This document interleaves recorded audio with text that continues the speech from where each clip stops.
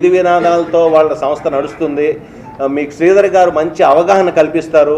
మీరు పూర్తిగా తెలుసుకున్నాక ఏ మంచి చెడ్లైనా ఒక మంచి అవగాహనతో మీ పిల్లల్ని మంచి భవిష్యత్తుకి పునాదులు వేయండి అనేదే మా సంస్థ తరపు నుంచి నా కోరిక.